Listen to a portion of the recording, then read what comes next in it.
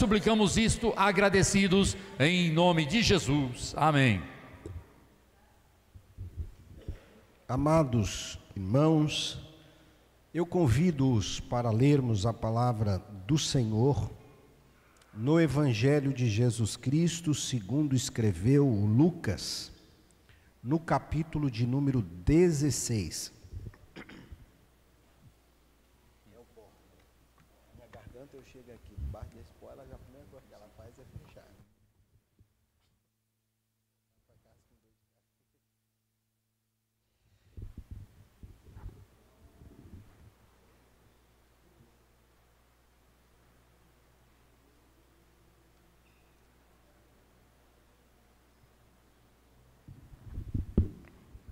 Os irmãos encontraram? Amém? Capítulo 16, do verso 19 a seguir. Assim está escrito na palavra de Deus, palavras de Jesus. Havia um homem rico que se vestia de púrpura e de linho fino e vivia no luxo todos os dias. Diante do seu portão fora deixado um mendigo chamado Lázaro, coberto de chagas. Este ansiava comer o que caía da mesa do rico, até os cães vinham lamber as suas feridas. Chegou o dia em que o mendigo morreu, e os anjos o levaram para junto de Abraão. O rico também morreu e foi sepultado. No Hades, onde estava sendo atormentado, ele olhou para cima e viu Abraão de longe, com Lázaro ao seu lado. Então chamou: Pai Abraão, tem misericórdia de mim, e manda que Lázaro molhe a ponta do dedo na água e refresque a minha língua, porque estou sofrendo muito neste fogo. Mas Abraão respondeu: Filho, lembre-se de que durante a sua vida você recebeu coisas boas, enquanto Lázaro recebeu coisas más. Agora, porém, ele está sendo consolado aqui e você está em sofrimento. E além disso, entre vocês e nós não há um grande abismo, de forma que os que desejam passar do nosso lado para o seu, ou do seu lado para o nosso, não conseguem. E ele respondeu: Então eu te suplico, pai, manda Lázaro ir à casa de meu pai, pois tenho 5 irmãos, deixa que ele os avise, a fim de que eles não venham para este lugar de tormento. Abraão respondeu: Eles têm Moisés e os profetas, que os ouçam. Não, pai Abraão, disse ele, mas se alguém dentre os mortos fosse até a eles, eles se arrependeriam.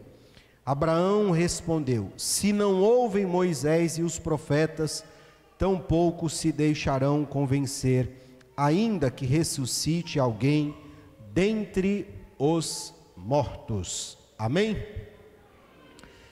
Queridos irmãos, esse texto é um texto muito conhecido de todos nós.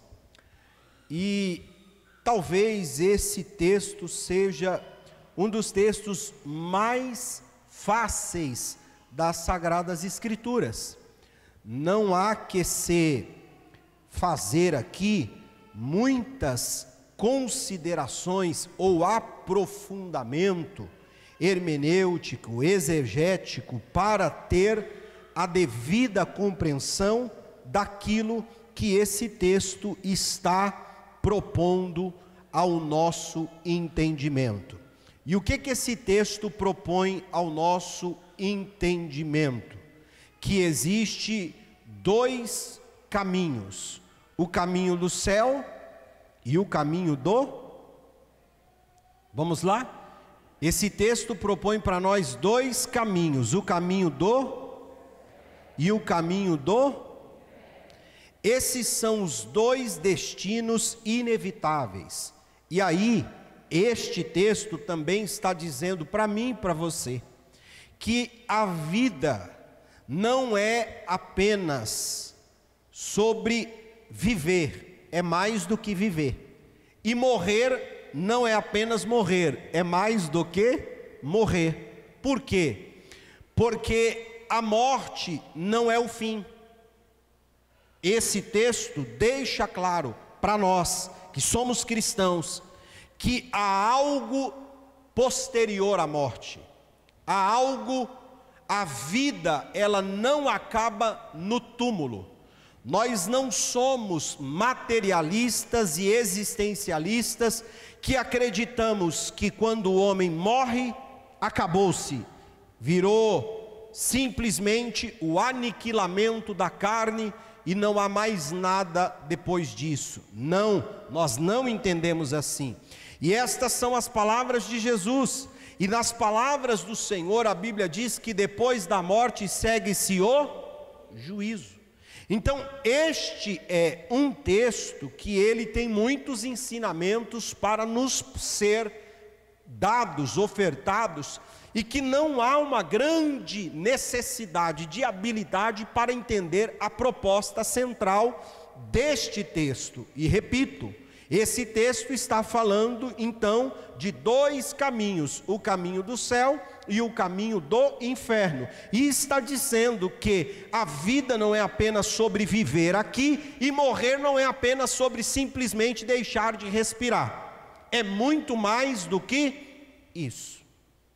E aí nós, olhando para um texto como esse, também vamos constatar que desde os períodos de Jesus, e na verdade isso aconteceu desde que Adão pecou, a vida ela é desprovida no governo dos homens de equilíbrio. No mundo de hoje, no mundo do passado e no mundo do futuro, nós sempre teremos as discrepâncias sociais, as injustiças sociais, nós sempre teremos esta balança que nunca terá o seu devido equilíbrio. Uns têm muitos e outros têm pouco. Uns têm abundantemente e outros não têm nada. Esse texto está nos dando exatamente esta perspectiva. E é uma perspectiva lá dos tempos de Jesus, que ela continua sendo uma verdade para os nossos dias. Está agora, nesse momento no Brasil, um homem sendo colocado nas manchetes dos nossos jornais, que ele sozinho tem alguma coisa perto de uma fortuna avaliada em quase 200 bilhões de dólares. É quase 1 trilhão de reais. Um único homem possui quase 1 trilhão de reais. Um único homem. Um único homem. Quando nós sabemos que aqui no Brasil tem pessoas que hoje não puderam fazer refeições adequadamente, porque a escassez, a pobreza é uma realidade para estas pessoas. Hoje há no mundo aproximadamente um número de quase 1 bilhão de pessoas passando fome no mundo. O número exato ainda é alguma coisa perto de 870 milhões de pessoas passando fome no mundo. Mas é quase 1 bi. Já imaginou? Um único homem tem 1 trilhão de reais. E tem quase 870 milhões de pessoas no mundo sem ter absolutamente nada. O mundo por si só, ele transmite uma realidade cruel. Agora, preste muita atenção daqui para frente com aquilo que eu quero compartilhar com você. Porque esse texto não é um texto que ele está amaldiçoando a riqueza e nem tampouco aprovando a pobreza. Ok? Esse texto, ele não está anametizando, ou amaldiçoando a riqueza, e ele também não está aqui chancelando a pobreza. O que nós vamos aprender nesse texto são condutas, e é isto que Jesus está aqui nos passando. A Bíblia então vai nos dizer que nas palavras de Jesus havia um homem rico que se vestia de púrpura e de linho e vivia no luxo, olha o texto, todos os dias, e veja os detalhes das palavras de Jesus, ele vivia no luxo. O luxo vem da luxúria, não é o conforto.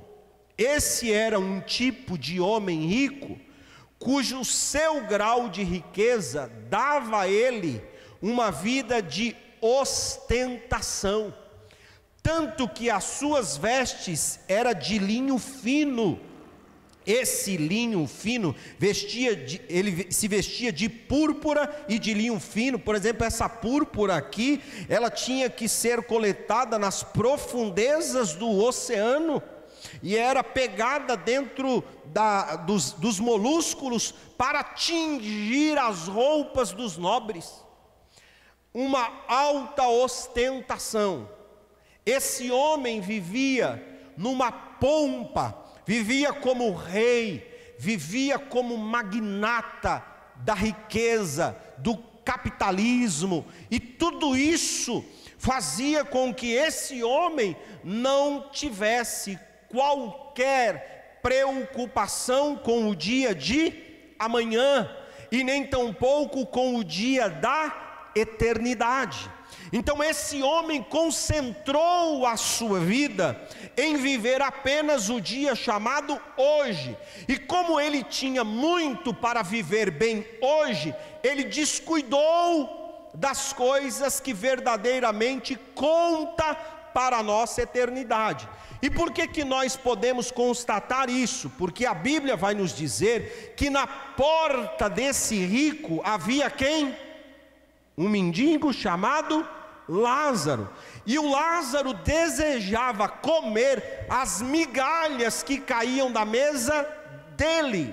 Esse homem, o texto não nos conta, mas esse homem poderia ter visto aquele mendigo uma única vez pelo menos e ter o servido com uma boa refeição, servido ele de alguma maneira, mas esse homem se tornou completamente indiferente. Por quê?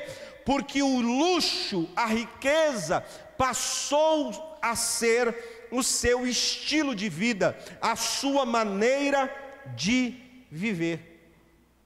E aí há algo que é interessante observar no texto. A Bíblia diz que, não obstante a tudo isso, esse homem morreu e ele foi sepultado.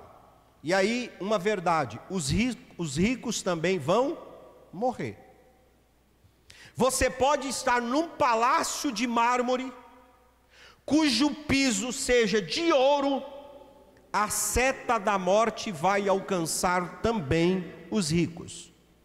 A seta da morte não respeita a sua religiosidade, não respeita o seu capital, a sua fortuna, não respeita o seu posicionamento, a sua etnia. A morte é uma sentença que está posta sobre todos os homens. Todos os homens um dia irão morrer. E esta é uma verdade, que não importa qual seja o recurso que a pessoa tem, ela vai morrer. Eu me lembro, vocês também vão se lembrar, na pandemia, o dono do Banco Santander, um dos maiores magnatas que o mundo de hoje já conheceu, fortuna avaliada em bilhões e bilhões de dólares, esse homem, quando veio a pandemia, ele morreu. E aí, atribui-se a um texto na internet a uma de suas filhas, dizendo que toda a fortuna que ele teve não foi suficiente para encher o seu pulmão de ar. Ele tinha o aparelho, o melhor médico, o melhor aparato medicinal, mas isso não foi suficiente para mantê-lo vivo. Os ricos também morrem. E esta é uma verdade, e eu vou dizer, tem pessoas que estão hoje por aí vivendo como que se nunca fossem morrer. E eu sei, irmão, hoje é um culto de terça-feira, você fez um esforço enorme para quebrar, todo o cansaço que você tem para eu vir aqui trazer uma palavra como essa, mas você precisa ouvir isso. Nós não somos eternos aqui, nós um dia estaremos na câmara fria da sepultura. Todos nós temos um encontro com a morte, seja rico, seja pobre, seja crente ou seja ateu, a morte chegará a todos. E a morte chegou para esse homem, e eu fico imaginando que a Bíblia vai nos dizer que esse homem foi sepultado. Alguém aqui já foi num sepultamento de alguém assim, bacana? Eu já fui. Irmão, é um discurso polido, é uma oratória, é um vernáculo, é uma coisa bonita. Aqueles caixãozão todo invernizado, o caixão dá para comprar um carro, certamente, tranquilamente. O preço, e não é carrinho não, é carro pesado. E aí aquele discurso, aquele homem foi sepultado em alta pompa, ele é rico, ele é um magnata. E a Bíblia diz que ele foi o quê?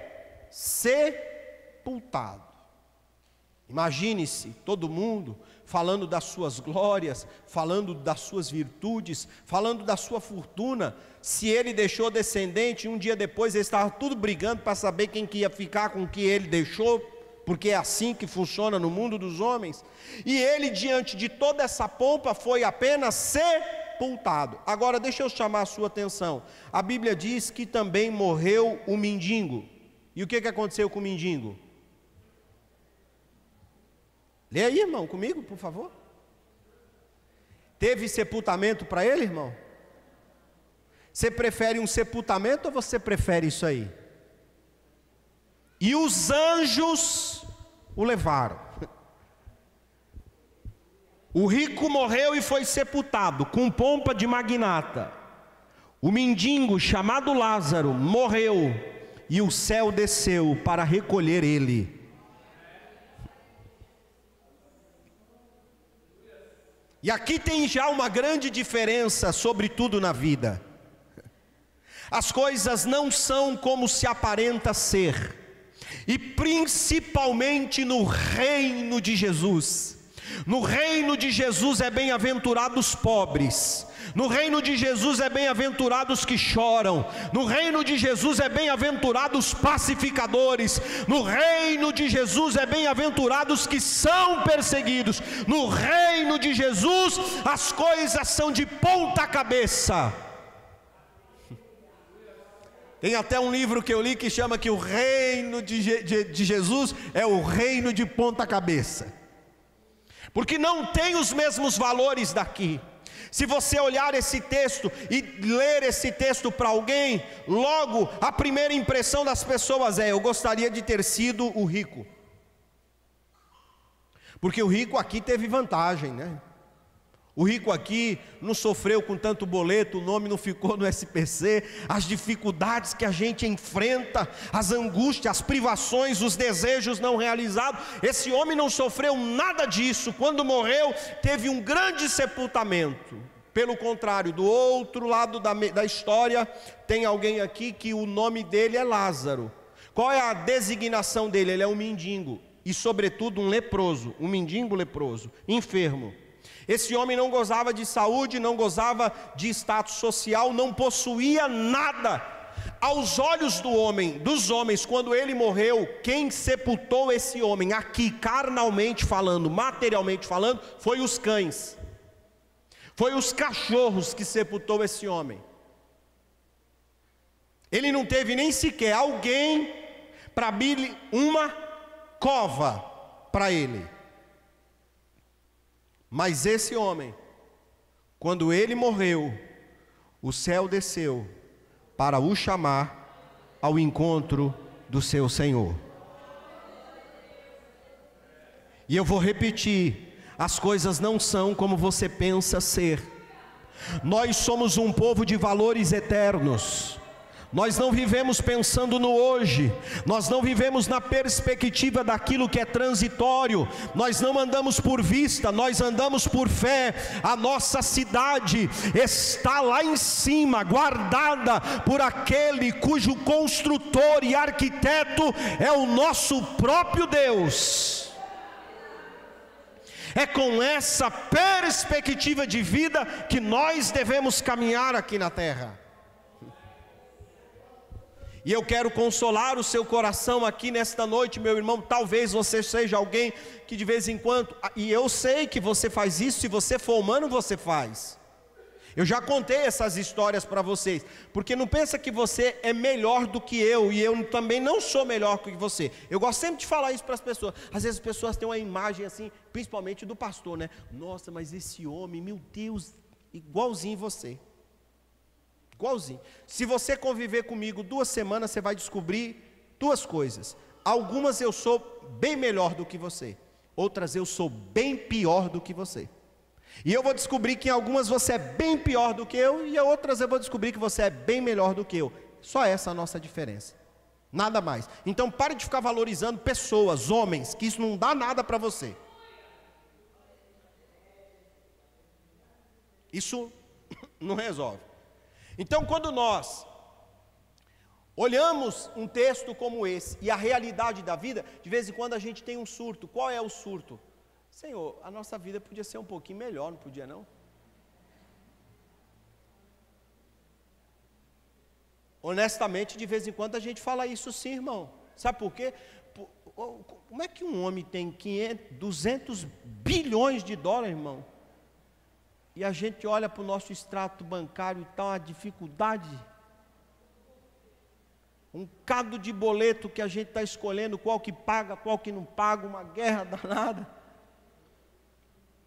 Se morrer hoje, não sabe se deixa alguma coisa ou se deixa dívida para os filhos.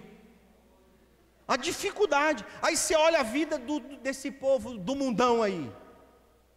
Mamata.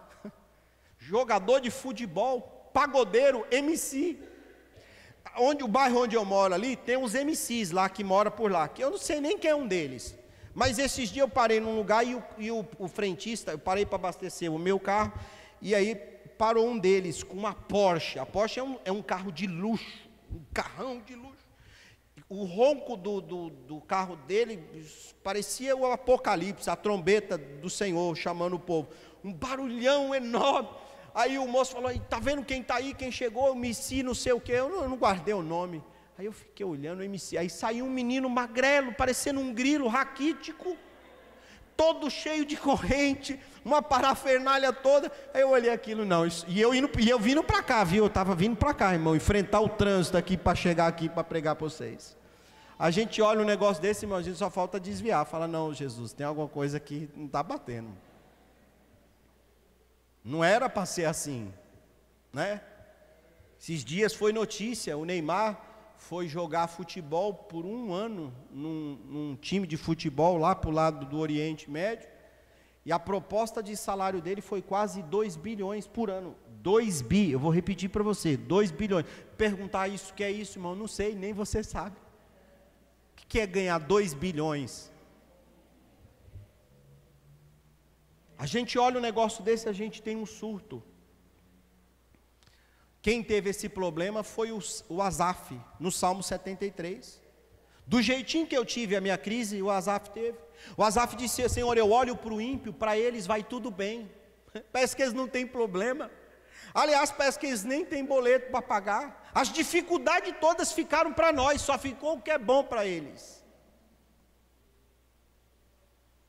Aí, só que o Asaf disse, mas aí eu entrei no teu santuário e compreendi o destino deles, porque eles não passam de um sopro, a vida deles é um sopro.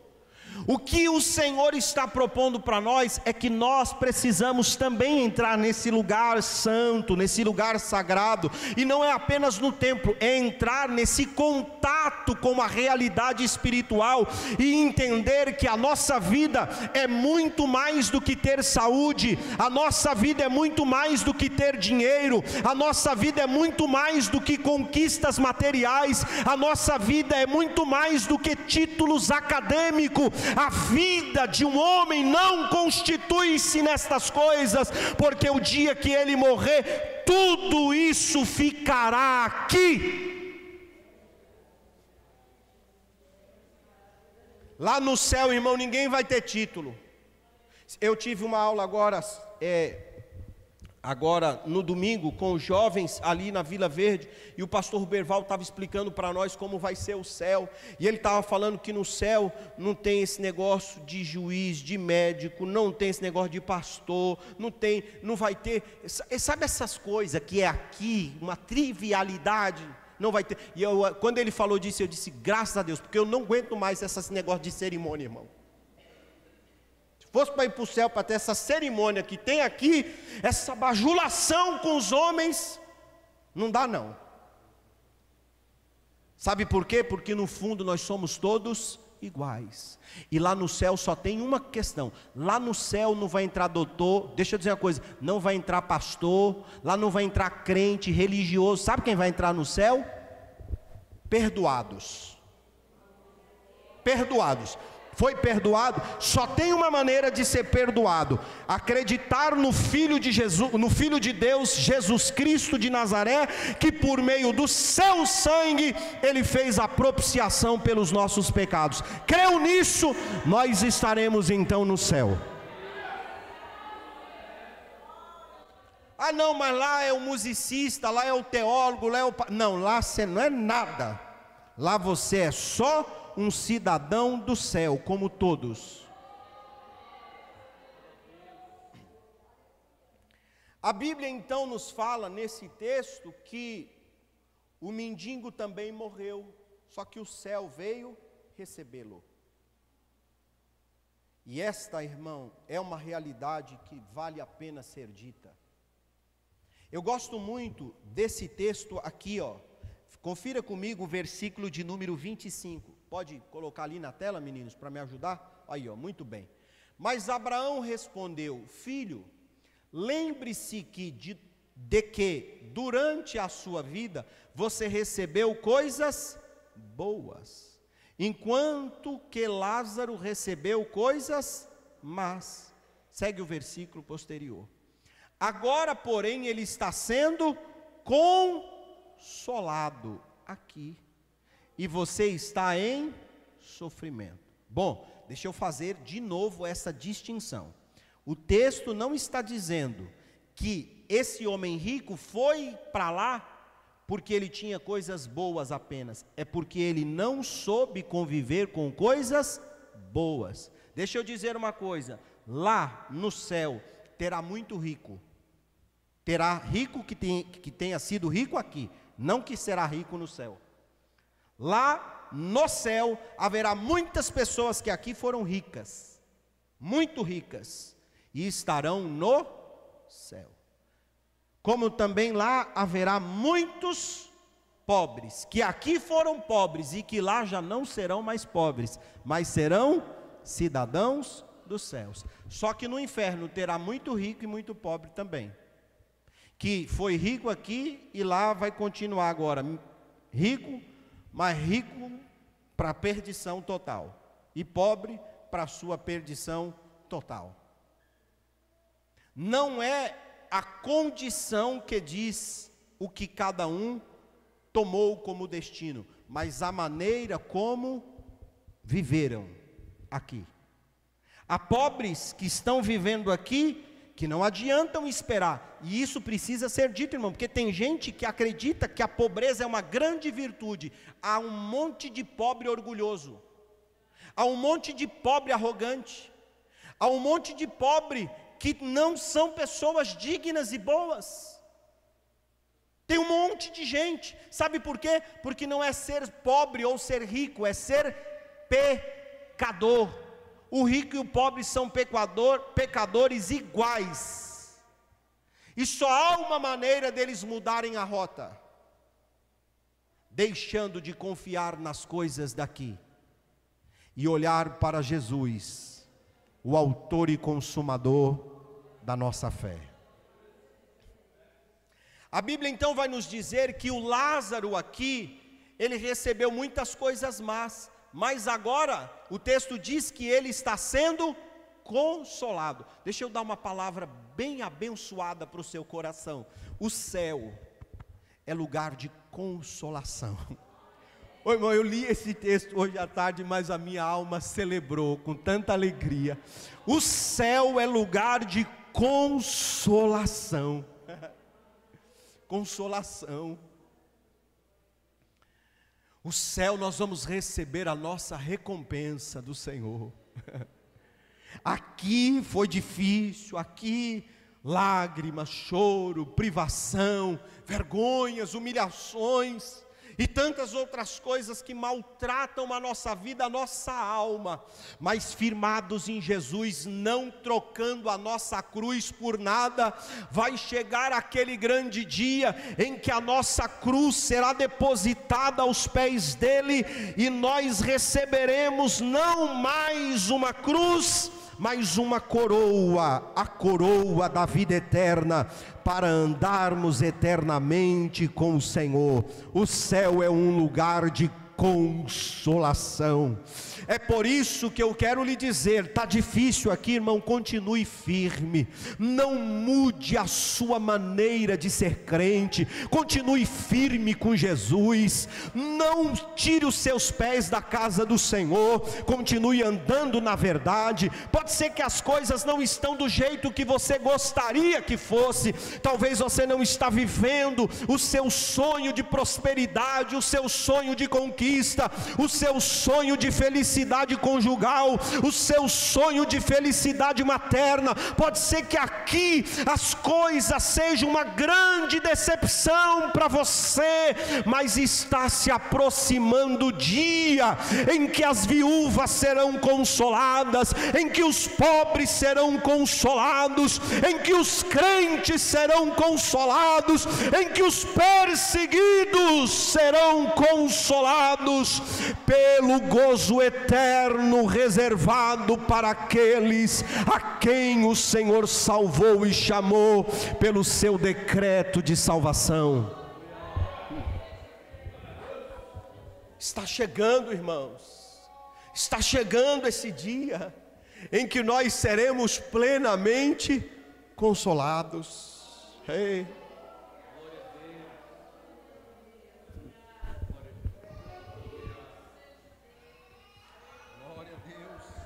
Glória a Deus. Nós seremos consolados. Você sabe que esse tema da consolação tem tomado muito a minha vida, porque vocês acompanharam a minha irmã na virada, do ano de 2022 para 23, no Natal, no dia 27, nós perdemos o meu cunhado.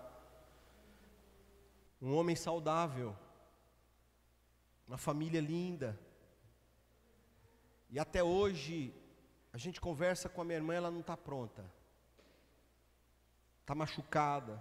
Ainda ontem eu estava dialogando com ela, fui fazer uma caminhada com ela à noite,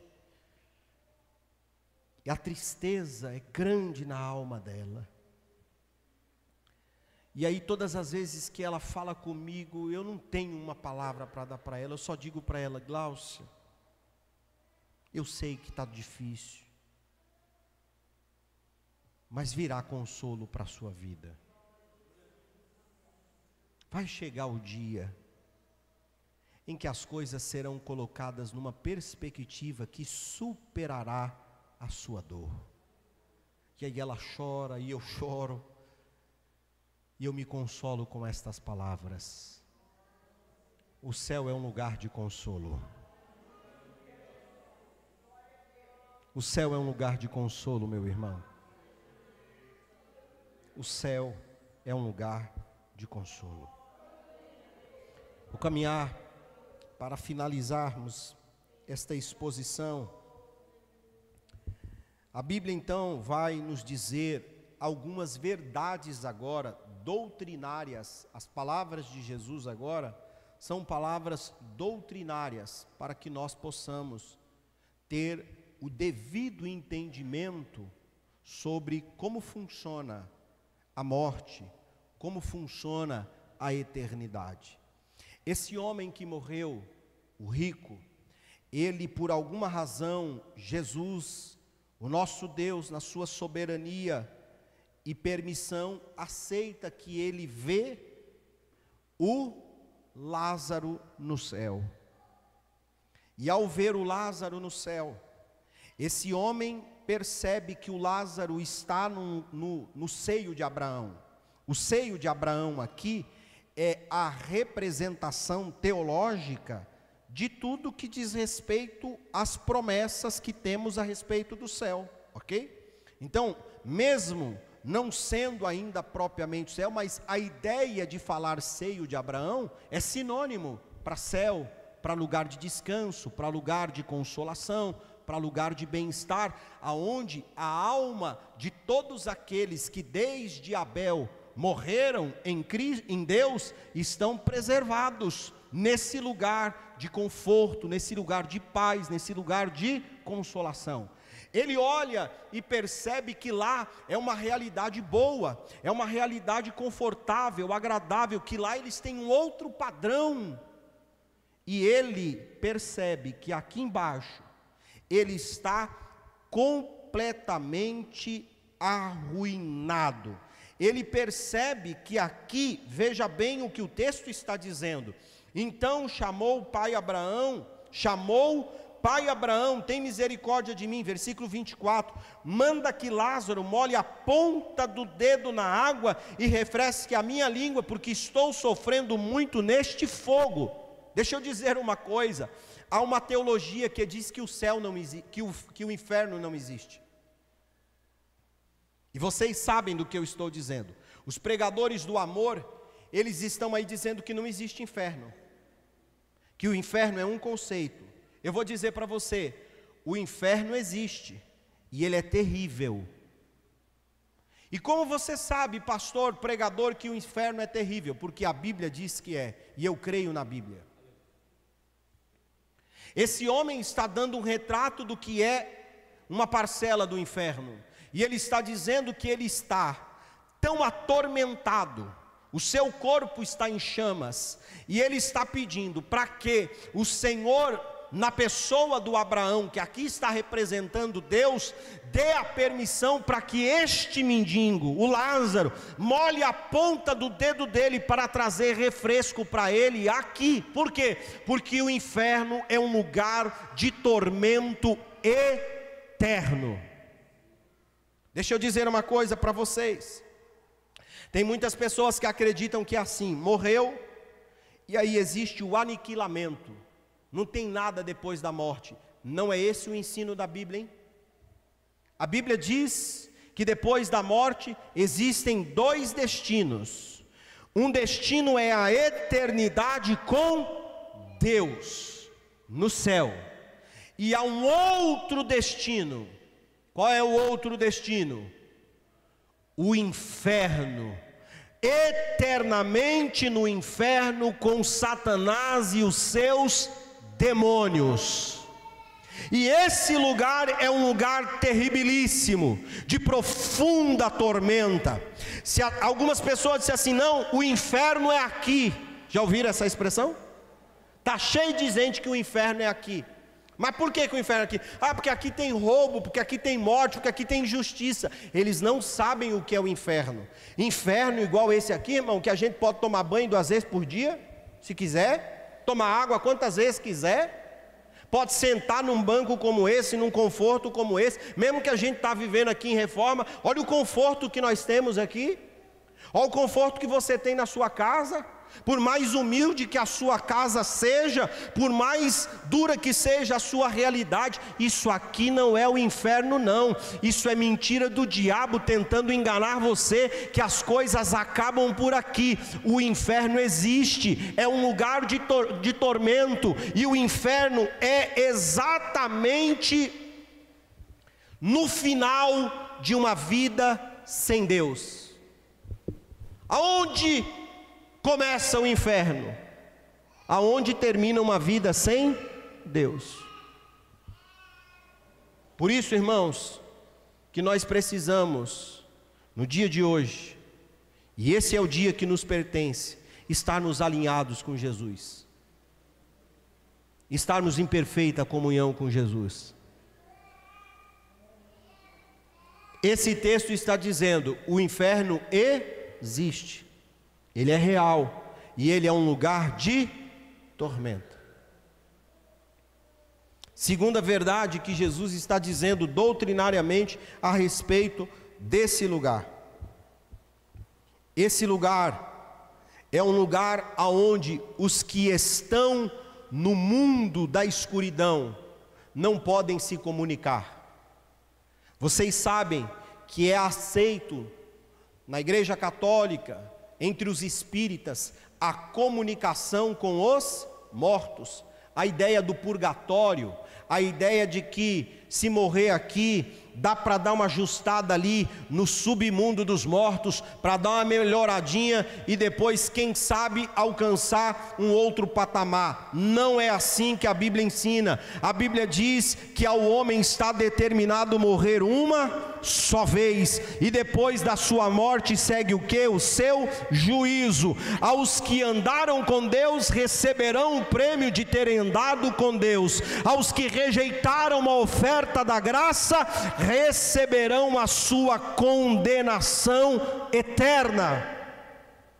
Não há comunicação no mundo dos mortos. Isso é coisa de demônio. Isso não existe. E Jesus está deixando claro esta realidade: não há comunicação no mundo das trevas. Morreu, é só aguardar a sentença, é só aguardar o julgamento. E aí ele segue, Jesus explicando.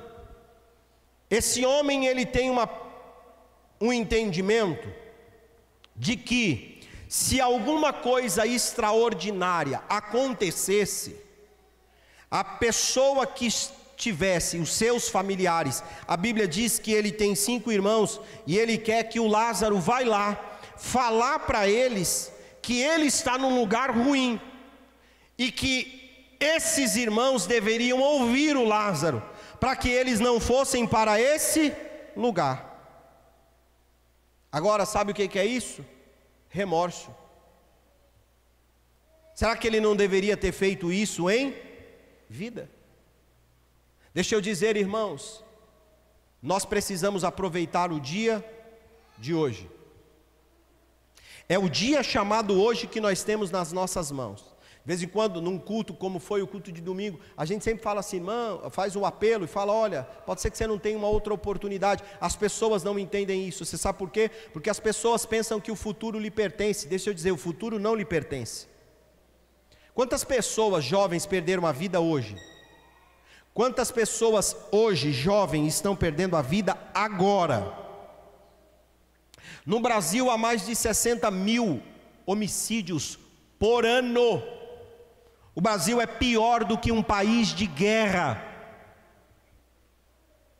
Há alguma coisa próximo de 100 mil mortes em acidentes de carro por ano no Brasil, irmãos.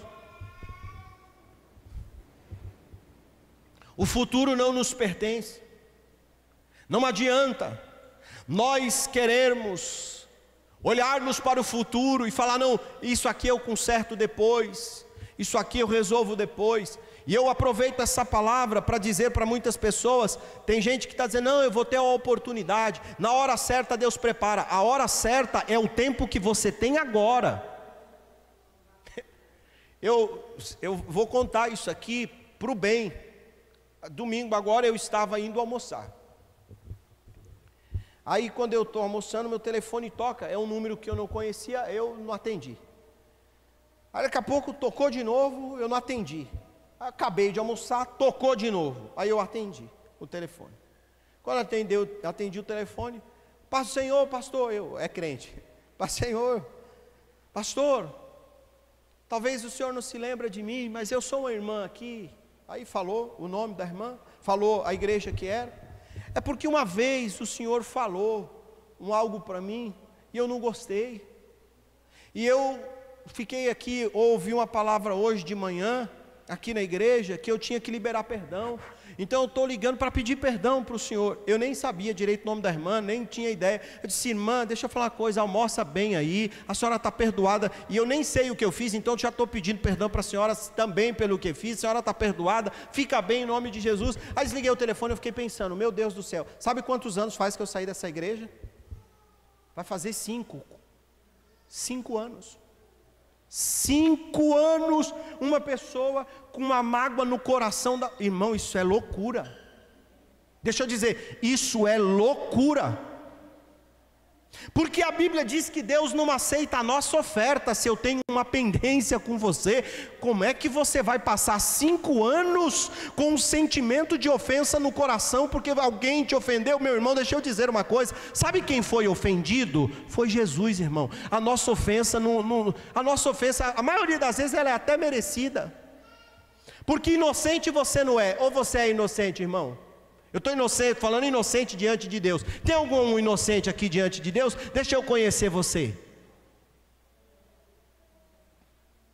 Então, irmão, vamos zerar a conta.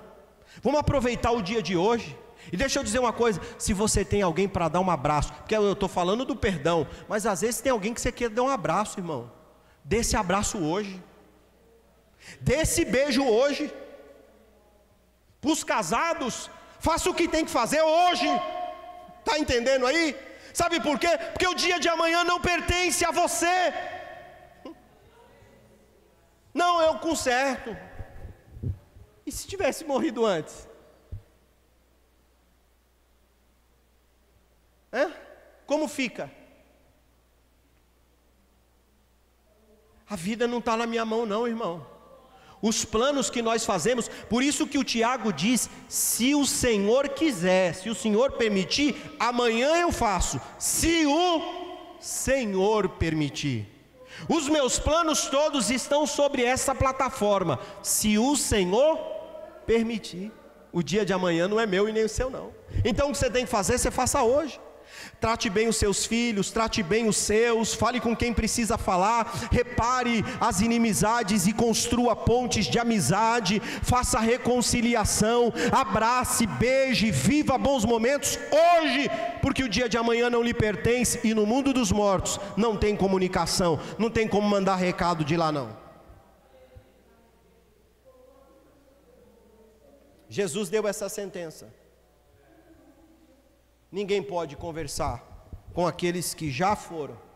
E esse homem, ele tinha uma falsa ilusão, como muitas pessoas têm uma falsa ilusão, para eu poder encerrar. Eu gosto muito desse versículo 31 que diz assim, ó, Abraão respondeu. Abraão aqui representa a figura de Deus, tá? Se não ouvem Moisés e aos profetas, tampouco se deixará convencer, ainda que ressuscite alguém dentre os mortos. Tem pessoas que dizem assim, ó, não, mas se Deus fizer um milagre, essa pessoa muda. Não muda. Sabia? Se fosse para mudar alguém por milagre, Faraó era o homem mais crente da Bíblia.